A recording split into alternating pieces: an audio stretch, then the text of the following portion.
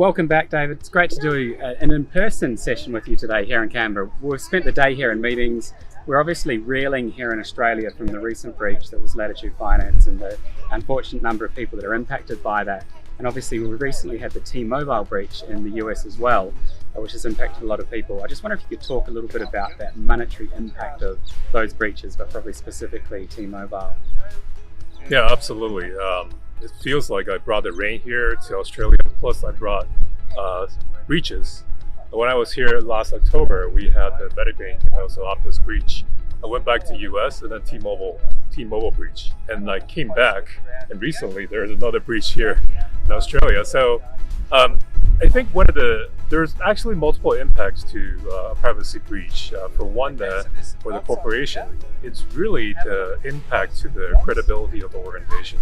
I've seen it across the board, right? Even within the US in the past 10 years, that has been quite of a focus within regulators wanting to make sure that enterprises are actually doing what's necessary to protect the privacy data. And when you have that, the people you just erode the confidence that people have about this corporation.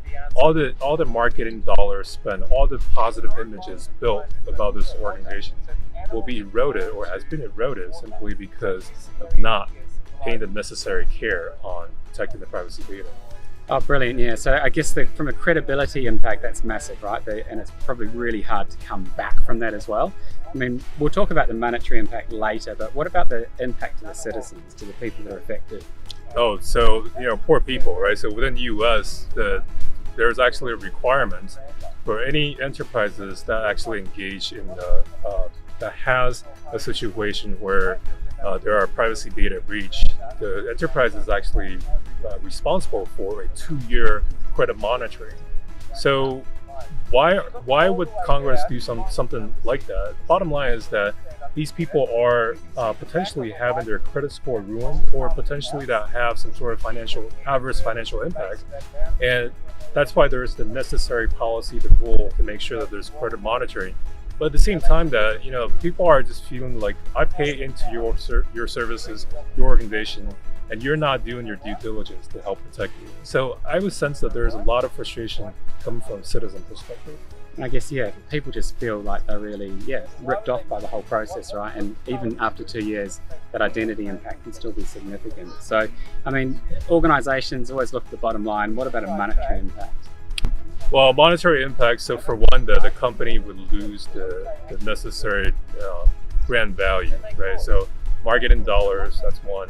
The other one is that they probably lost market shares as well as stock value. I mean, I would imagine that, when Optus was going through this back in October, the stock prices actually plunged quite a bit. And at the same time that, you have the unhappy customers basically going away from being a loyal customer to the enterprise. And then the government is levying fines, right? So my understanding is that Australian government is levying $50 million on any potential breach issues. So those are some of the higher level monetary impact directly to the enterprises. Yeah, great, thank you. So I mean, the $50 million fine, but I think even with Medibank, they wiped $2 billion off their stock value sort of, in the wake of this breach. That's a significant number. Great to meet up with you personally. Thank you for those insights, and we look forward to seeing you on the next part of this. Great, thanks for having me. Well, that's it for Monday Minutes Episode 3. The breaches we just heard about certainly underscore the growing vulnerability organisations face to sophisticated cyber threats, regardless of their size or industry. Throughout the discussion with David, we aim to shed light on the multifaceted impacts of privacy data breaches. Our hope is to increase awareness for the need for comprehensive cybersecurity programs and proactive risk mitigation. Stay tuned for the next episode, where we'll continue to part 2 of this topic and explore the people, process and technology aspects of privacy data breaches and how to build a more resilient security posture.